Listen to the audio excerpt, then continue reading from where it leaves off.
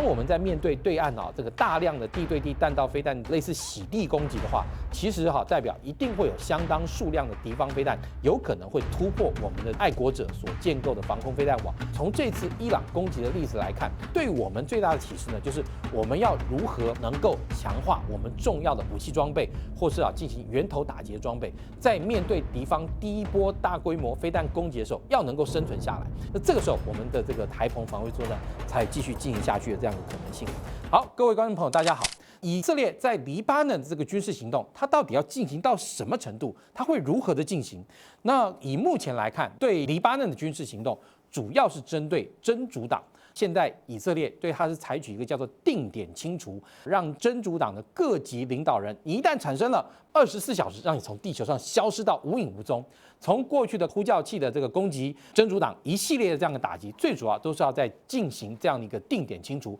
把那个真主党高层、中层、低层以及行动层的所有的这个指挥通通把它消除掉。那把这些组织消除掉之后呢，那对于真主党来讲，基本上就完全面对到一个群龙无首的这样的状态。现在真主党正是如此，只要有任何的人因情报出现，那这个时候要发动攻击的这一个支脉，就有可能遭到以色列全部的加以彻底歼灭。那至于就是说，在地面的作战这个层级，以色列来讲，它针对像真主党，它其实拥有绝对的这样的地面战的优势。以色列它有可能进入到黎巴嫩南部之后，会针对这些真主党的阵地一一加以清除。因为其实以真主党来讲也好，或是以这个哈马斯组织也罢，他们对以色列这个军事基本上来说是不具备任何的优势是进行散兵游勇式的游击战是可以的，去渡过边境抓人质也是可以的，发射一些自制火箭弹对以色列的屯垦军进行骚扰也是可以的。但是这种真主党跟哈马斯对以色列来讲了不起只是表面皮肉伤，但是真正伤筋动骨的还是来自于伊朗。所以我们看到这一次的伊朗军事行动，其实可以说挑准了以色列的军事目标，发动反击。那我们看到伊朗它上一次发动反击，那一次的反击呢，基本上是一个原则性的宣示，也就是说，由于你以色列欺人太甚，所以我伊朗要对你发动攻击，你又在我的首都进行重要的人物的猎杀，我必须要表达我的态度跟立场。所以你看到第一次伊朗对以色列攻击是用大量的类似像巡弋飞弹火箭弹或者是无人机发动了一波攻击，以色列的大部分的防卫措施都派上了用场，最多的铁穹系统，还有包含像这个大卫投石所这样的一个防空飞弹，拦截到绝大部分伊朗的这样一个攻势。所以以色列大概就以为伊朗大概就是能耐就这么点点。伊朗这次对以色列的攻击是把他现在最重要的这个兵器拿出来。伊朗跟以色列之间其实距离相当的远，有1700多公里以上的这样一个直线距离。所以对于伊朗来说，这一次它是真正动用了一个杀器。什么杀器呢？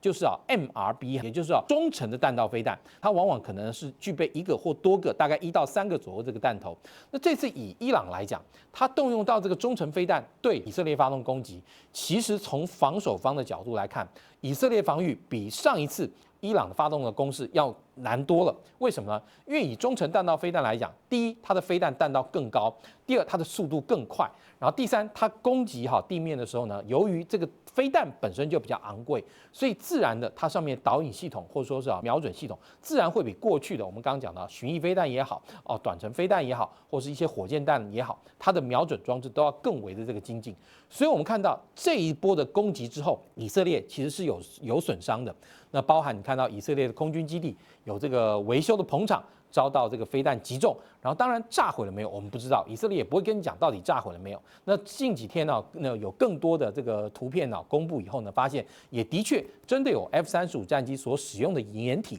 遭到了伊朗飞弹的这样的命中。所以这一波的这个军事行动，伊朗明明白白的告诉以色列，如果今天我伊朗要真的对你动手，我是势在必得，而且志在必得。今天我们看到以色列的这个防御系统来说，它大概基本上分成4层，最低层的也就是我们讲到的大出风头的这个铁穹飞弹，它拦截的高度不高，大概差不多呢大概就是5公里，也就是它是针对这种哈马斯或是这个真主党发射的这种急造的或是简单的这种火箭弹，因为这种急造跟简单的火箭弹呢，它的速度不会太快，它的弹道容易监测跟计算。以色列的铁穹飞弹来讲，它是以20个一组，它在重要阵地周边它会摆上好几组。但是其实我们讲到这一类的防空飞弹，它也还是有其限制。例如说，今天有一个 A 据点，那以色列在这个周边一共摆了5套铁穹的这个飞弹发射器，也就是说，在这个据点周边呢，以色列可以防止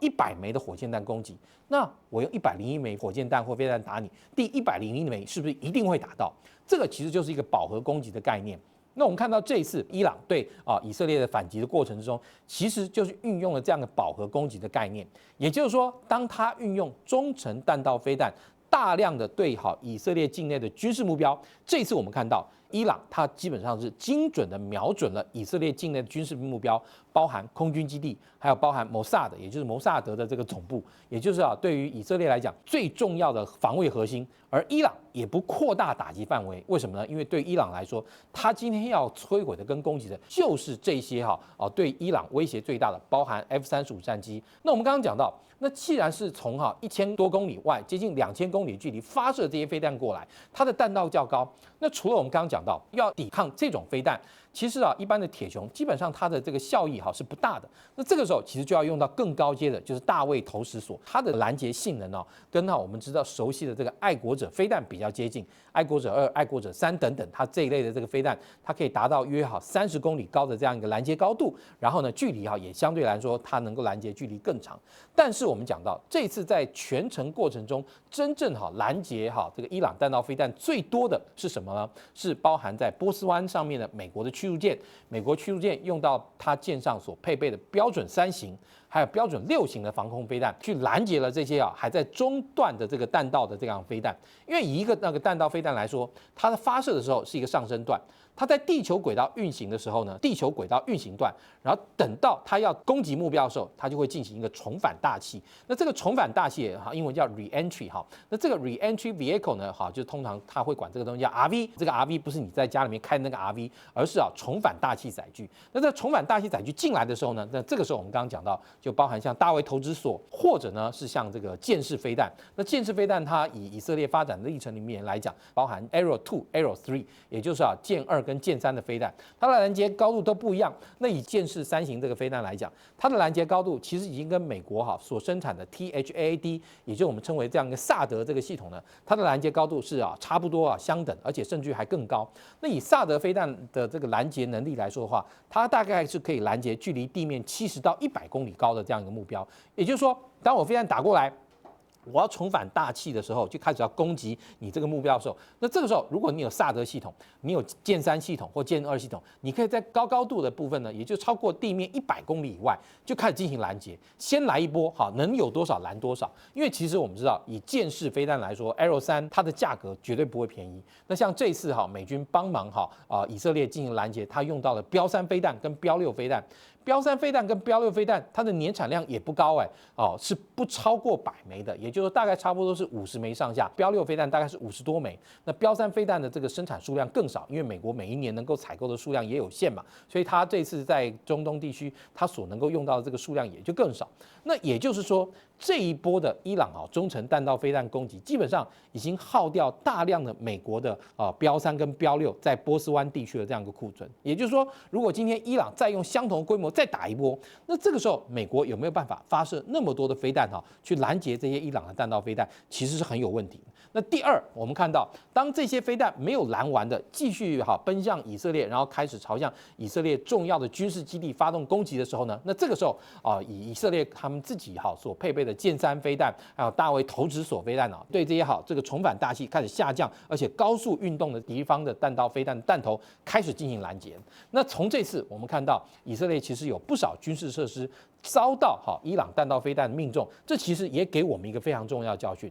当我们在面对对岸这个大量的地对地弹道飞弹类似洗地攻击的话，其实代表一定会有相当数量的敌方飞弹有可能会突破我们的这个爱国者所建构的防空飞弹网。我们现在很努力的是用爱国者3型、爱国者2型，再加上天宫3型等等这一系列飞弹去建构我们自己的弹道飞弹防御系统跟弹道飞弹防御网。但是从这次伊朗攻击的例子来看，的确会有突破你防卫网而击中你地面目标的这个部分。所以对我们最大的启示呢，就是我们要如何能够强化我们重要的武器装备，或是进行源头打击的装备，在面对敌方第一波大规模飞弹攻击的时候，要能够生存下来。大家要了解一件事，从伊朗跟以色列这次对决的例子来看，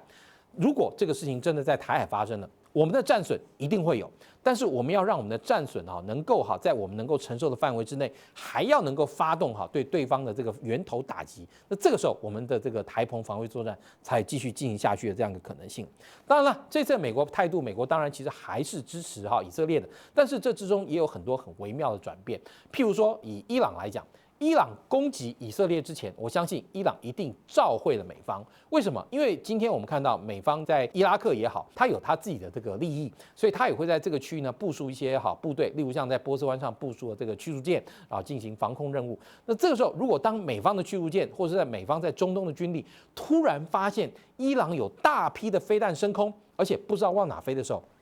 这时候美国会怎么办？美国会不会对伊朗发动这样一个反制攻击？这个可能性不是没有哦，因为从美方的角度来说，当你这个飞弹发射之后，我哪知道它是要飞向以色列，还是要飞向沙烏地阿拉伯？那这个对于美国来讲，不管是以色列也好，或沙烏地阿拉伯也好，都是美国重要的在中东地区的盟友，所以这个时候美国一定会起来帮他防卫。但是呢，我刚刚讲，如果伊朗事先知会了这个美方的话，那对美方来说，他就知道这个攻击是有底的。第一，他也就可以集中他比较多的资源去应对以色列所需要的这样一个防务。但是我个人也认为，从这次美国的这行动来看，美国应该不是这种所谓的无条件的一到底的这种无限制的这样的支援。因为其实我们看到11月美国大选在即，对美国来讲，这个时候的中东冲突绝对不能升高，所以美国会全力的压制或者说是阻止以色列再对伊朗进行下一步的核报复。那如果下一次伊朗拿出决心要对以色列这个人口密集区或是政府所在地发动更大规模攻击的时候，那个时候以色列挡得住挡不住。这个就是我刚刚讲到，以色列今天在发动对伊朗的反制行动的时候，他必须要去思考的方向。也就是说，如果因为他进一步的反制行动激发了伊朗必须要再用一次更强烈的惩罚性的这样一个攻击，来告诉以色列你不要再这样子了，那这个时候呢，那以色列就有可能遭到伊朗更大规模的这个飞弹攻击。那这时候以色列还挡得住挡不住，真的就没有人知道。那这个时候呢，所以以色列来面对的问题，也就是防空飞弹不足。所以也就是说，如果当伊朗攻击再多几波，因为那个弹道飞弹跟飞弹防御系统之间其实存在一个先天性的这个不对称。什么是先天性的不对称呢？就是其实这种弹道飞弹相对来说它很便宜，以一般国际的认可的一个公式来看的话，你今天你要防御一颗飞弹攻击你的话，通常你要花3倍的价格去建构这一颗能够具备反战区弹道飞弹的这个防空飞弹。那也就是说，它这个防空飞弹的价格大概会是